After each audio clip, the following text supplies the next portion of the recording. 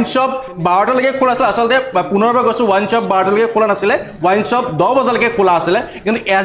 আজি কেবিনেটে যি সিদ্ধান্ত লৈছে সেয়া হৈছে যে ৱাইন শ্বপ মহানগৰ এতিয়া 2 বজালৈকে ৱাইন শ্বপ খোলা থাকিব মনত ৰাখিব 2 বজালৈকে আপুনি টোপনিৰ পৰা উঠি গৈ আপুনি মদ কিনি আনি মদ খাব পাৰিব পুনৰ কৈছোঁ আপুনি যদি এবাৰ শুই যায় আপুনি টোপনিৰ পৰা উঠি গৈ আপুনি আকৌ ৱাইন শ্বপৰ পৰা আপুনি কুৰা কিনি আনি আপুনি আকৌ কুৰাপান কৰিব পাৰিব কিন্তু আপুনি কুৰাপান কৰি যান বাহন চলাব নোৱাৰিব কাৰণ অসম আৰক্ষী আপোনাৰ চালান কাটিব আপোনাৰ ফাইন কাটিব কিন্তু ইফালে আকৌ 2 বজালৈকে ৱাইন শ্বপ খোলা থাকিব বুলি মুখ্যমন্ত্ৰী হিমন্ত বিশ্ব শৰ্মাই মন্তব্য কৰিছে আসলতে এই মন্তব্যক লৈ এতিয়া তীব্ৰ প্ৰতিক্ৰিয়া দেখা পোৱা গৈছে বহুতে কমেন্ট কৰিছে সায়েদ নাদিমকে কমেন্ট কৰিছে বেয়া হ'ব কথাটো আপুনি আপোনাৰ মতামত জনক আপুনি অসমবাসী হিচাপে আপুনি যি আমাৰ যি ভিউয়াৰ্স আছে আপুনি অসমবাসী হিচাপে বা আপোনাৰ মতামত যে ৰাজ্য চৰকাৰে যি এটা মতামত লৈছে যি ডিসিশন লৈছে বা যে এবাৰ 2 বজালৈকে ৱাইন শ্বপ খোলা থাকিব ডিব্ৰুগড় শিলচৰ গুৱাহাটীত 24 ঘণ্টা দোকান খোলা ৰাখিব পাৰিব কিন্তু অন্য জিলাসমূহত 12 বজালৈকে ৱাইন শ্বপ খোলা থাকিব আসলতে কিহৰ কাৰণে ৱাইন শ্বপৰ সময়সীমা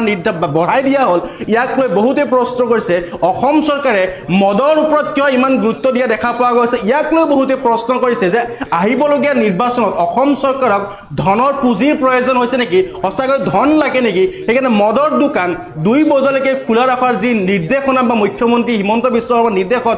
অসম চৰকাৰে যি কেবিনেটৰ যি সিদ্ধান্ত লৈছে এই সিদ্ধান্ত এনেকুৱা ধৰণৰ কথাবোৰৰ ইংগিত দিয়ে নেকি যদি আপুনিও এনেকুৱা ধৰণৰ কথা আপুনি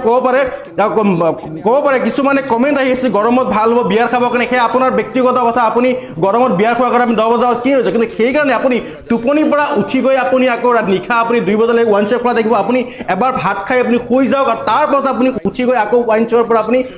কুৰা বা মদ কিনি আনি আপুনি আকৌ মদ্যপান কৰিব পাৰিব কাৰণ ইতিমধ্যে যি সিদ্ধান্ত লৈছে এই সিদ্ধান্তই বহু ধৰণৰ কথা বহু ধৰণৰ প্ৰশ্ন এটা উত্থাপন কৰিছে যে মহানগৰীত এতিয়াৰে পৰা 2 বজালৈকে ৱাইন শ্বপ খোলা থাকিব মহানগৰ এতিয়াৰে পৰা 2 বজালৈকে ৱাইন শ্বপ খোলা থাকিব ডিব্ৰুগড় শিলচৰ বা মহানগৰ 24 ঘণ্টা আপোনালোকে দোকান খোলা ৰাখিব পাৰিব তাৰ পাছত অন্য জিলাসমূহত এতিয়া 12 বজালৈকে ৱাইন শ্বপ খোলা থাকে কিন্তু কিহৰ কাৰণে ৱাইন শ্বপৰ সময়সীমা বঢ়াই দিয়া হ'ল আগত আছিল ৱাইন শ্বপৰ সময়সীমা 10 বজালৈকে ৰাতি 10 বজাৰ লগে লগে ৱাইন শ্বপৰ শাটাৰ ডাউন হৈ যায় কিন্তু এতিয়াৰে পৰা 2 বজালৈকে ৱাইন শ্বপ খোলা ৰাখিব আপুনি মন কৰিব 2 বজালৈকে নিশা 2 বজালৈকে এটা ৱাইন শ্বপ খোলা ৰাখিব পাৰিব কিহৰ কাৰণে অসম চৰকাৰে এই সিদ্ধান্ত আহিবলগীয়া নিৰ্বাচনত সঁচাকৈ অসম চৰকাৰক টকাৰ প্ৰয়োজন বা ধনৰ প্ৰয়োজন হৈছে নেকি আৰু এনে ধৰণৰ ধন এতিয়া অসম চৰকাৰে এই মদৰ পৰা খুৰাৰ পৰা অনাৰ কাৰণে চেষ্টা কৰিছে অসমখনক খুৰা পাই ৰাজ্য হিচাপে এক প্ৰকাৰ কৰাৰ কাৰণে চেষ্টা চলাইছে নেকি এটা ডাঙৰ প্ৰশ্ন এই মুহূৰ্তত যে অসমখনক খুৰা পাই ৰাজ্য কৰাৰ কাৰণে এক প্ৰকাৰ চেষ্টা চলাইছে নেকি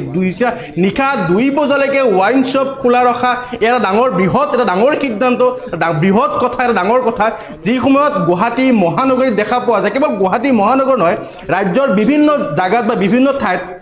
মদ্যপান কৰাৰ ফলত বহুতেই দুৰ্ঘটনাগ্ৰস্ত হয় বহুতে মৃত্যু হৈছে তেনে সময়ত নিশা 2 বজালৈকে আকৌ ৱাইন শ্বপ খোলা ৰখা মহানগৰীত কেইদিনমান পূৰ্বে আপোনালোকে দেখিছে হোলীৰ সময়তে এগৰাকী যুৱতীয়ে মদ্যপান কৰি কেনেদৰে বেলতলাৰ ৰাজপথত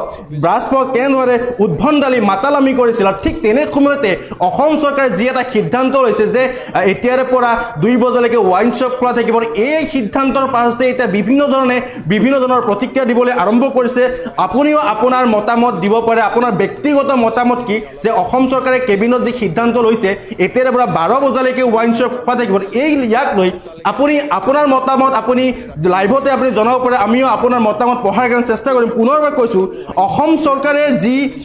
চৰকাৰে যি এটা সিদ্ধান্ত লৈছে যে এতিয়াৰে পৰা 2 বজালৈকে ৱাইন শ্বপৰ দোকান খোলা থাকিব অন্য জিলাসমূহত 12 বজালৈকে খোলা থাকিব এই সিদ্ধান্তৰ পাছতে এতিয়া ৰাজ্যজুৰি দেখা পোৱা গৈছে ব্যাপক প্ৰতিক্ৰিয়া দেখা পোৱা গৈছে বহু ধৰণৰ কথা কৈছে কিন্তু প্ৰশ্ন ইয়াতে হয় হঠাৎ কিয় এই হতকাৰী সিদ্ধান্ত ল'ব লগা হ'ল কেবিনেটখনক হঠাৎ কিয় 2 বজালৈকে কিয় সময়সীমা নিৰ্ধাৰণ কৰিব লগা হ'ল বা 12 বজালৈকে কিয় সময়সীমা নিৰ্ধাৰণ অসমখনক খুৰা পাই ৰাজ্য হিচাপে এক প্ৰকাৰ ঘোষণা কৰাৰ কাৰণে এক প্ৰকাৰ চেষ্টা